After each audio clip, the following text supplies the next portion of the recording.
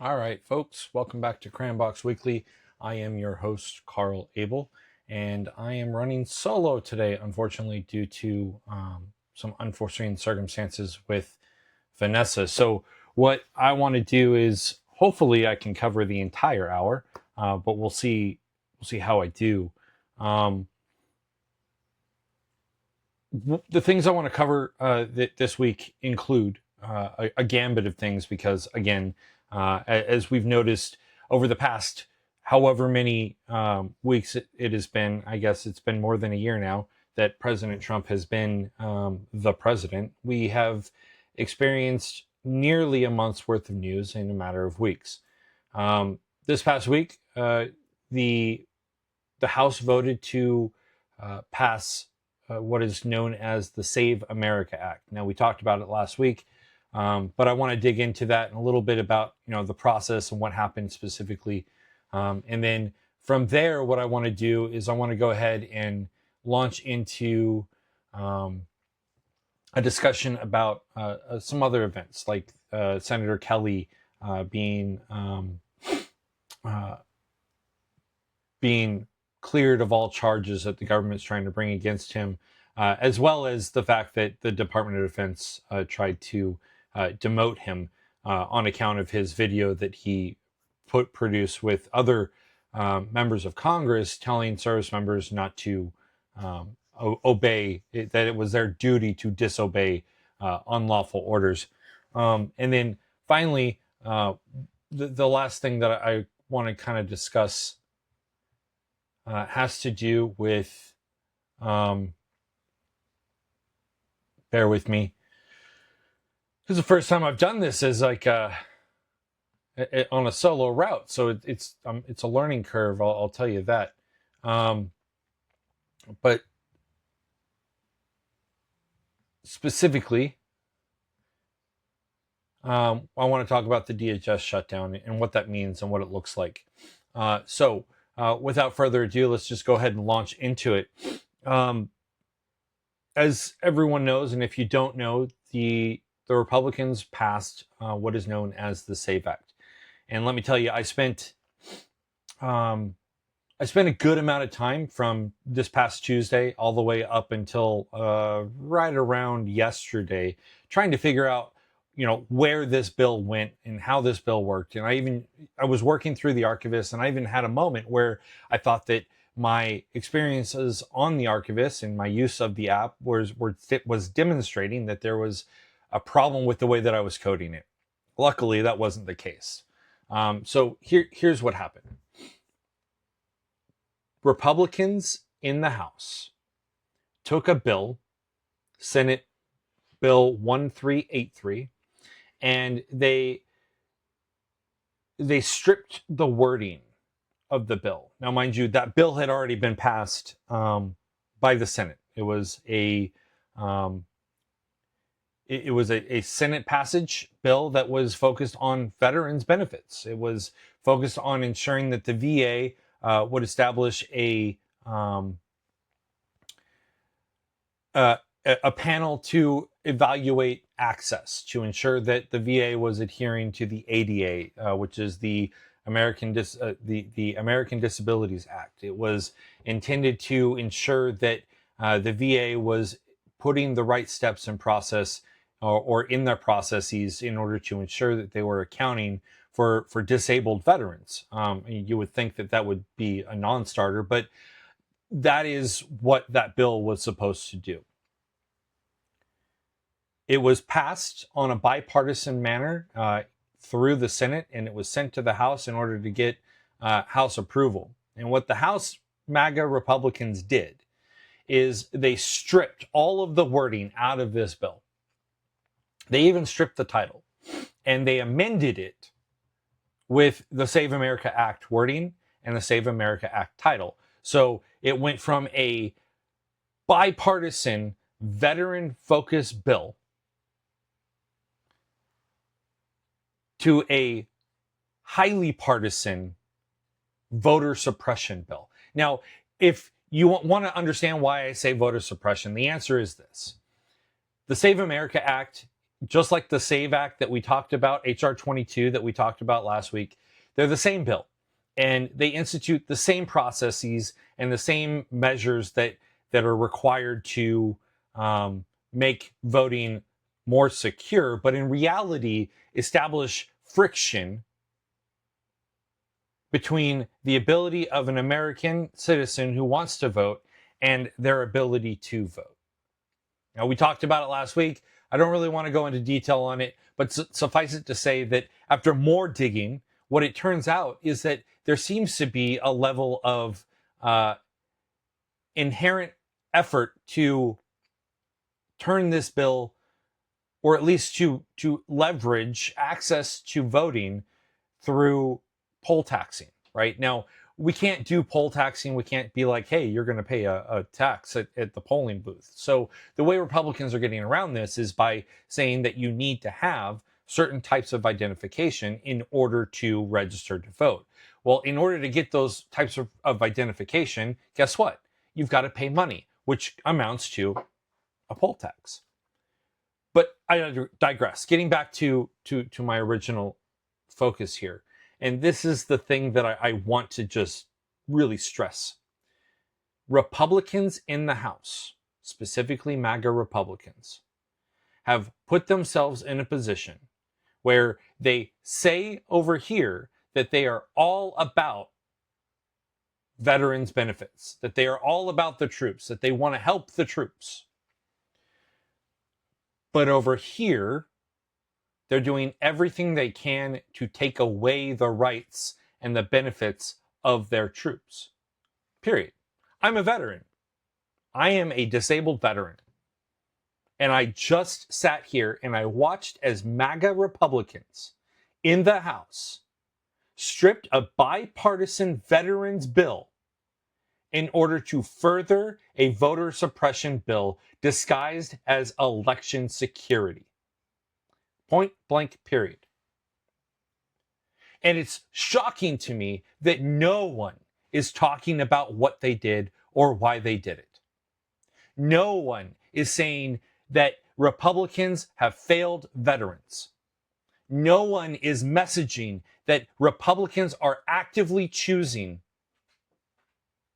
to use bills designed to help veterans in order to strip away the rights that the veterans fought for.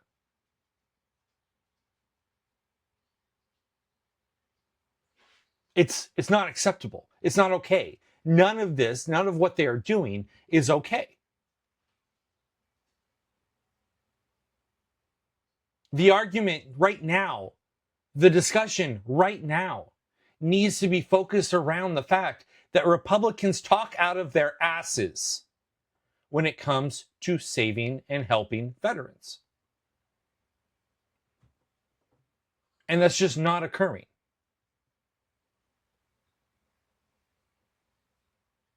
So, S1383 is now back at the Senate with the amendments, and the efforts are now focused on making sure that the Senate does not pass that bill.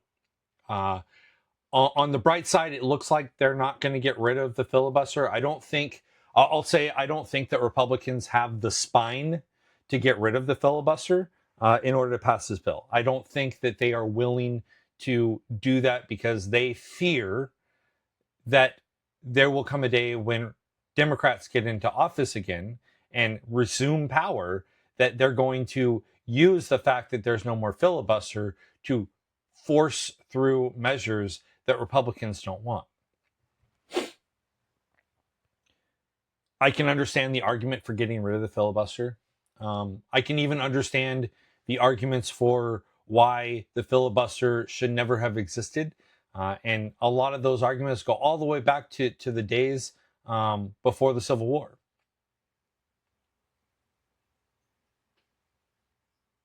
But I think that the filibuster is necessary.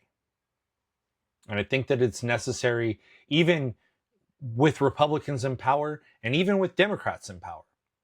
Because what the filibuster does is it establishes a process by which I'm sorry, I just looked out my window and I have a chicken that is wandering around my front yard because she likes to go off and do things on her own.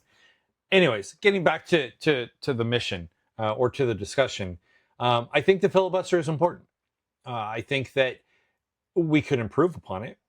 I think that um, perhaps establishing a rule that requires a 60 vote threshold in order to um, pass bills, a 2/3 vote or something to that measure within Congress, so that in the Senate it's not a simple majority. Um, and I think that might be a decent rule to allow us to eliminate the filibuster. But you see, here's the thing, right? The House and the Senate, they're two different beasts. For the House, you have it's the chamber of the people. It's the people's chamber. It's the people's house. And so I can understand a little bit of um, lacking in the decorum realm. I can understand the simple majority rules. I can understand all of that. And I think that that's where that needs to be. That the Senate is the house of the states. And I think that house needs to be a little bit more deliberative. It was intended to be more deliberative by those individuals who framed our Constitution. So another tangent there, I apologize, but I think that this bill will absolutely, hands down, fail to make any type of ground in the Senate. But we're keeping an eye on it. That doesn't mean that we celebrate. Matter of fact, President Trump, I almost said President Bush, but that would have been a good thing. President Trump made a Truth Social post the other day that said that he was going to eliminate mail-in ballots and he was going to force voter ID, whether or not Congress acted or did not, right? Whether Congress wanted it or not, Congress allowed it or not. Well, guess what, Mr. President? Like I said last week, you swore an oath to protect and defend the Constitution of the United States of America. Your failure to understand and comprehend what the Constitution of the United States of America says does not grant you the ability to do whatever the fuck you please. And folks, I apologize for my language, but that's just where I'm at. Now, if we talk about specifically, if we discuss other measures within the SAVE Act, specifically as they apply to mail-in voting, folks, mail-in voting has become one of those things that is actually fairly secure, and it's one of those things that is absolutely crucial to ensuring that we get the max turnout as much as possible. When you think about it from the perspective of eliminating mail-in voting while also restricting the number of polling places, restricting the methods by which polling can be done, i.e. ballot drop boxes, what you end up doing is you restrict access. And when you restrict access, you restrict participation. And when you restrict participation, you don't get the full voter base. So no longer, if the SAVE Act gets enacted, no longer will anyone be able to jump up and say, I am representing the people. Because guess what? They're not. They won't be. They'll be representing the small minority that has the privilege to vote. Because that's what voting will become, a privilege. Voting will no longer become a right. It will no longer become a civic duty. It will become a privilege. And only those with the financial capability, with the time capability and the freedom to make it to the polls, those are the ones that will be allowed to vote. Those are the ones that will be able to make it to the polling places. Period. I hate to say it, but it's true. So, with regards to the Save America Act, right now, you need to contact your senator. You need to let your senator know that you do not want them voting in favor of this bill. Yeah, I know. Everyone says that, and no one really thinks that it has any impact. But the reality is that if a senator, if your senator is a good senator, then they're going to hear you out. And if the majority of you in your district or in your state contact your senator and say, do not vote for this, and they're a good senator, they won't vote for it. But if your senator is one of those who doesn't listen to their constituents, is a Republican that does not have town halls, that does not engage with their constituents, that thinks that because they are a senator, that somehow they have carte blanche and they're a leader, well, when it's time to elect them or to vote them out, guess what? Vote them out. Find someone else that will listen to you. Find someone else that will make the decisions that you want them to make. And they're not always going to be the decisions that you like, right? Like there's going to be decisions that you are the minority of, right? You're going to have a viewpoint that says, I don't believe in this. Well, the majority of the people in your state or in your district, they believe in X, Y, or Z.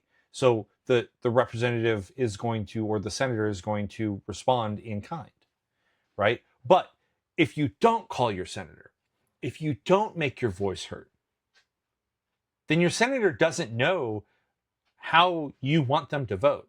They don't know how you want them to represent you. And so they're going to represent you based off of their voting base. They're going to represent you based off of how they believe or think that their constituents want them to vote in Congress. So call, email, write letters, all of the above. Because now is the time. But like I said, I don't think it's going to pass. I think that the filibuster is going to block it, and I don't think that Republicans are going to get rid of the filibuster. So we may have a win here. And I say that all because of the fact that HR 22 got sent to the Senate last spring. And guess what happened to it? It's still sitting with the Senate. It's dead on arrival. So I think that the same thing is going to happen to Senate Bill 1383. Additionally, this week, Senator Mark Kelly was found to be not chargeable in pushing a narrative that very specifically focused on ensuring that our armed forces understood that it is their responsibility to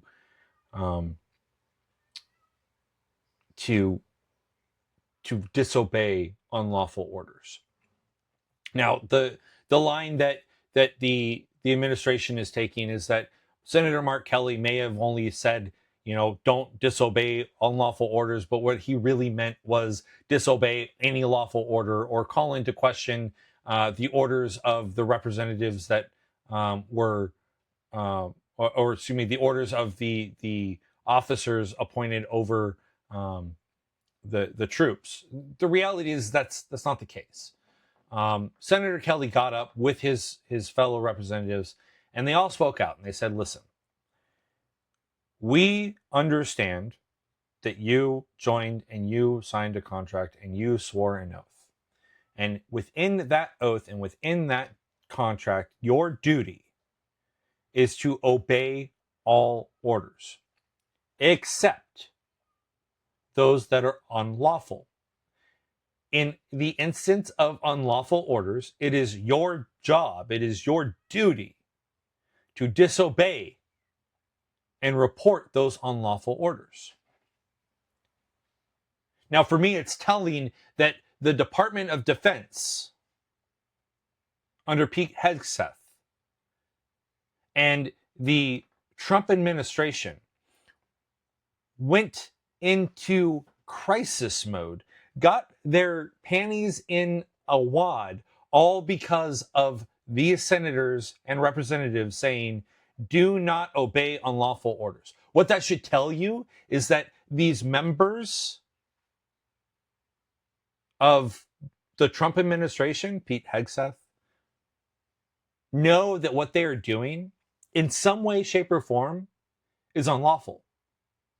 They know that what they are saying in some way, shape, or form is invalid.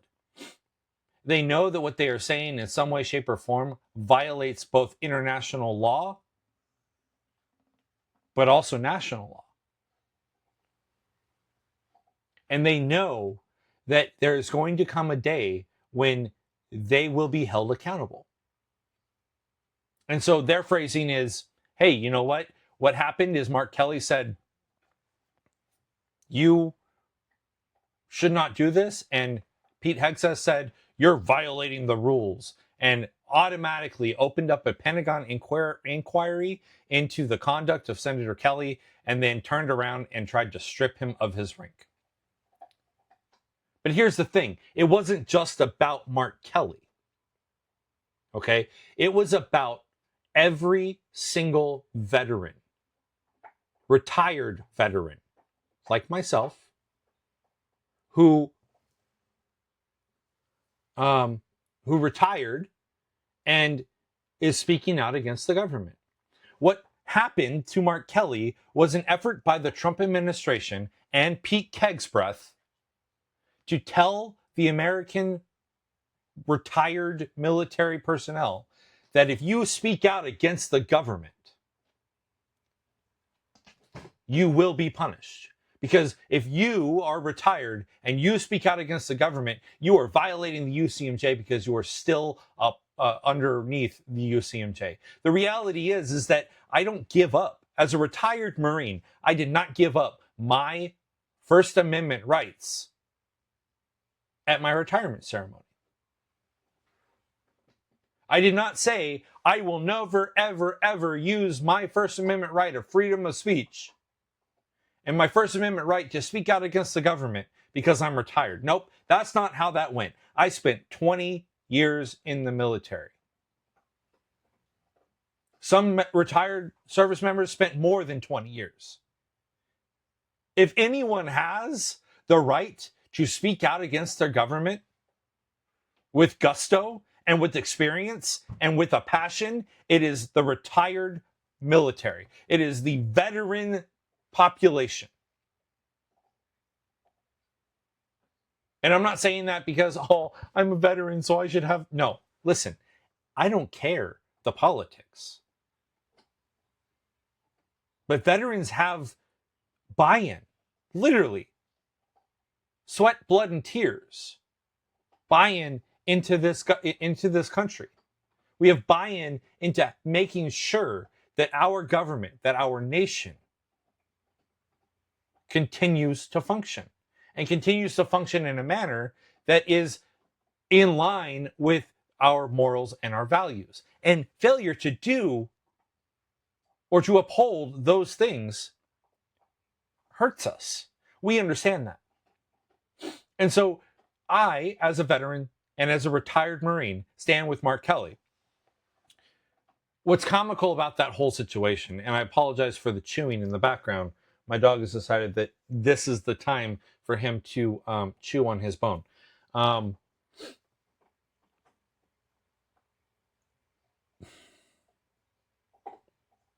See, I lost my train of thought there.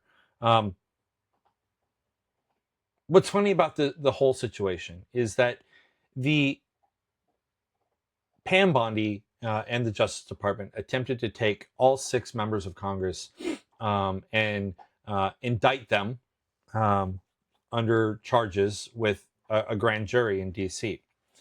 Now, the grand jury is a group of anonymous individuals who are everyday average Joe citizens, and that's how it works, right? So it's a jury of peers that they pull into a room, they give them all the documents, and they say, do we have enough? Would you, if you were a jury in a courtroom, would you charge these individuals? And The grand jury said no. There's nothing here to indict. And it wasn't that it was a majority of the grand jury that said no, there's nothing here to indict. It was the fact that um, no one on the grand jury voted to indict. No one said, yeah, you know what, he broke the law or they broke the law and they should be charged. Not a single member of the grand jury came out in support of indicting any of these lawmakers. And that is just unheard of today. It's unheard of in history. It's one of those things where it's really rare that you get everyone on the same page because everyone has different views. And so, folks, Mark Kelly isn't being charged. Now, the Justice Department is trying to, again, do it. They're trying to bring in additional charges or different charges, and they're going to try to indict him again. So the saga continues. But suffice it to say,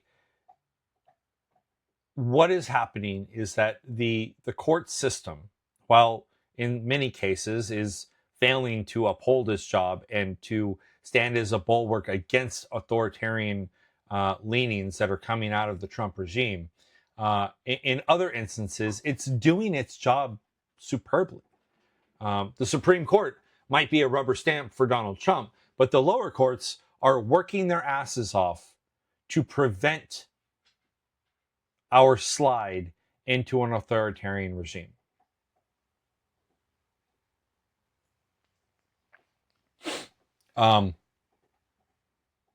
So, to all the veterans out there who are listening, who may watch this later on down the road, do not be deterred. You have the First Amendment right to say what you want to say, to think what you want to think, and to believe the way that you want to believe. As a veteran, you have a lot of credibility, and use it. Don't be afraid to use it. Don't be afraid to speak out when you see things that are happening in this country that are wrong. It's okay. Moving into the DHS, the Department of Homeland Security is officially shut down to an extent. What that means is, while the big beautiful bill did provide funding to ICE, as far as specific funding for their operations and stuff, there is still a little bit of discretionary funding that is required in order to run the back end of the Immigration and Customs Enforcement. So ICE can be expected to continue to run. There will be continued deportations. Customs and Border Patrol will continue to function. We will continue to have Gestapo on our streets. But the Department of Homeland Security as a whole has been shut down. That means that TSA workers have to go to work without pay. That means that our air traffic controllers have to go to work without pay. And this happened before, back in October. We've had this happen over and over and over again, despite the fact that Republicans are in charge.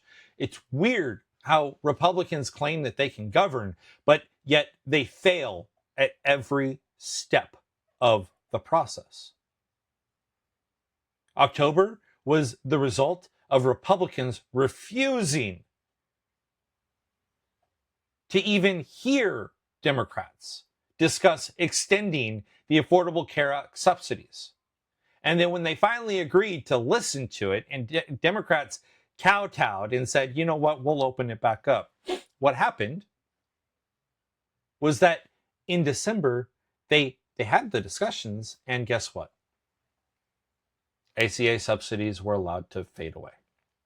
And so the health insurance costs for everyday Americans increased.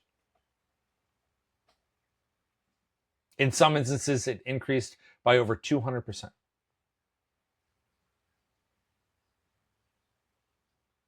So this time around, Democrats said, listen, last week they voted to keep the government open. Republicans did the smart thing and said, we're going to go ahead and keep the government open. We will agree to a 10-day process by which Republicans and Democrats can come to an agreement on funding for DHS, and then they pass the bill.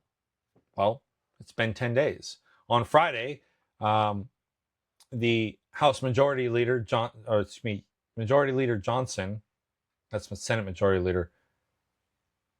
Why am I forgetting?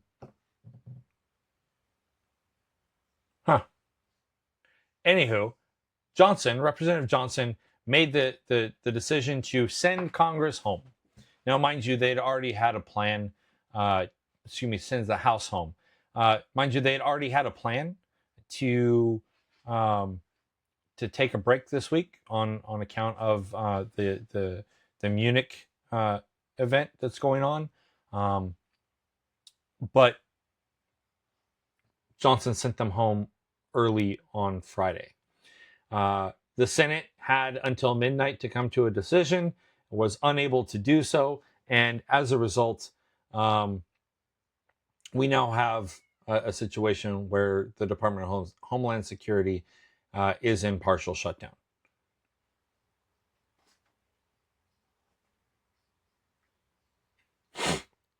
Republicans are trying to frame this as a Democrat shutdown. The reality is that it is a Republican shutdown. Democrats came to the table with 10 specific demands. 2 of them being fairly reasonable in my mind. Actually, they're all fairly reasonable. But 2 of them being no masks for ICE agents, which is like, that seems common sense. When you have members of the federal government who are supposed to be enforcing the law wearing masks, that begs the question of, are they actually enforcing the law? Right? Now, the argument is, oh, well, if they don't wear masks, then they're going to be doxxed. Yeah, you're doxing motherfuckers already on your side. Like, you are actively going around and doxing average Americans. You're doxing anyone who does not agree with you. And I'm talking from the MAGA side. MAGA is actively engaging in doxing operations. Are Democrats doing it? Sure. Absolutely. Do I agree with it? Absolutely not. Do I think that we should be doxing anyone? No. But it's happening. But that's not an excuse for law enforcement officers, law enforcement agents, to be putting masks on their faces, to be wandering around in civilian attire with a flak on their body, with zero identification other than ICE on the back or the front, armed to the teeth, ripping people out of cars, shooting American citizens in the streets. Yep.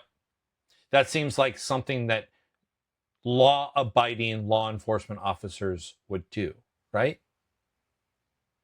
So maybe removing those masks would put them in a situation where these individuals would stop behaving as if they can do no wrong, would stop behaving as if they are the authority, and would stop treating American citizens as if they are insurgents. And folks, that's one of those things, right? Like, I asked the question, why are ICE agents treating people like they are in a combat zone? And I kind of started to think about it. And then in a hearing this past week, I listened to some ICE officials talk about it. And the ICE officials very blatantly stated that they are dealing with an insurgency. They see protesters as insurgents. That's why they are acting the way that they are acting. They are comparing Minneapolis to Fallujah. That is why we have such a high level of aggressiveness coming from these ICE agents. It's because they're allowed to think of Americans as the enemy, as somehow that we Americans, with whistles in our mouths and phones in our hands, videotaping them, are somehow insurgents. Now, folks, listen, I've been to Iraq. I've been in combat. And I'll tell you right now, The requirement for Marines and soldiers and airmen in combat zones to follow rules of escalation, the requirement that prevents service members in combat from going directly to lethal force, especially in an insurgent situation, those same policies aren't being applied here. How do I know? Well, you can see it every single day. Every single day that ICE engages with the citizens of the United States, they treat the citizens like enemy combatants. Period. So I don't think that removing masks from ICE agents is a bad thing. I think it's a good thing. And I think that Republicans' refusal to do so shows and demonstrates just where their mindset is.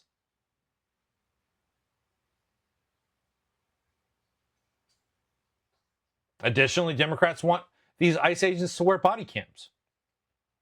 In a hearing, members of ICE and CBP were asked, how many of your agents are wearing body cams? They couldn't provide that answer. Not a single one of them could provide that answer. In fact, in the hearings that they did have with both the Senate and the House, neither hearing produced any type of results because the individuals that showed up were unable to answer basic questions that had been given to them ahead of time. Instead, their response was rhetoric. Their response was pre-recorded. And I say pre-recorded in that it was already determined how they were going to respond and the way that they were going to respond. They weren't going to give any type of substantive information to members of Congress because they didn't have any substantive information to give to members of Congress. And so, as a result of the inability for Republican members of Congress to accept and agree with basic demands, we now have a situation where DHS is getting shut down, and the organizations that will be most impacted by it are going to be the TSA and the ATC. And the reason that they are going to be the focus is because of the fact that it has the most impact on American citizens. So what the Trump administration is going to do is they're going to put, and they're going to make an effort to drive home this idea that the Democrats want Americans to suffer. And they're doing that by placing restrictions and placing the shutdown squarely on the areas of the Department of Homeland Security that will have the most impact on American citizens, which is the TSA and ATC. Now, the director of FEMA, the acting director of FEMA, has stated that FEMA is good for the foreseeable future. So that's positive. But we already know that the director of Homeland Security, Kristi Noem, doesn't really care about FEMA. We already know that Trump wants to get rid of FEMA. And so as a result, I can almost guarantee you that we can see funds getting redirected from FEMA to ICE-adjacent organizations in order to keep them open while undercutting the Federal Emergency Management Administration. That'll happen. Because that's what this administration does, folks. This administration does not care about you. It does not care about me. It cares about power. It cares about putting the blame on other people because it does not want to accept the blame for itself.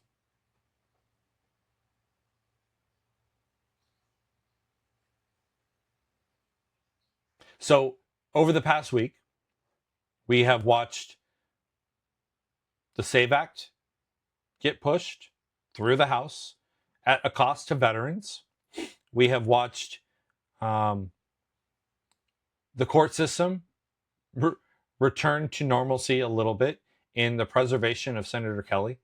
And we have watched Democrats stand their ground and hold firm to their belief that DHS needs to be put into some type of constraint, specifically as it applies to ICE and the Customs and Border Patrol.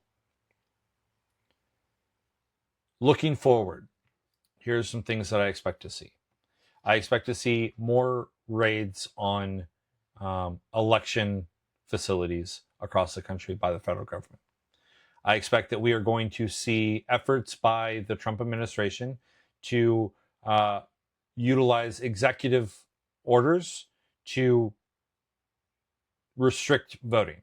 I see that happening. And I see a lot of fighting coming up around the election process. Next week, this upcoming week, Congress is out of session, so I don't expect that we're going to see much coming from them. Maybe, but DHS is going to be closed. And then the week after that, President Trump will be giving his State of the Union address on the 24th of February. I am still up in the air, folks. Put in the comments whether or not you think that we should go live for that event. Would love to know what you want. And if you would be participating or willing to participate in that. Now, it would just be myself and maybe Vanessa sitting here listening to Donald Trump run his mouth and then providing input as we go. But, if you want it, drop it in the comments, let us know, and we'll make it happen. But other than that, until next week, I'm your host, Carl Abel, and hopefully Vanessa will be with me next week. Stay informed, stay engaged, and always color outside the lines.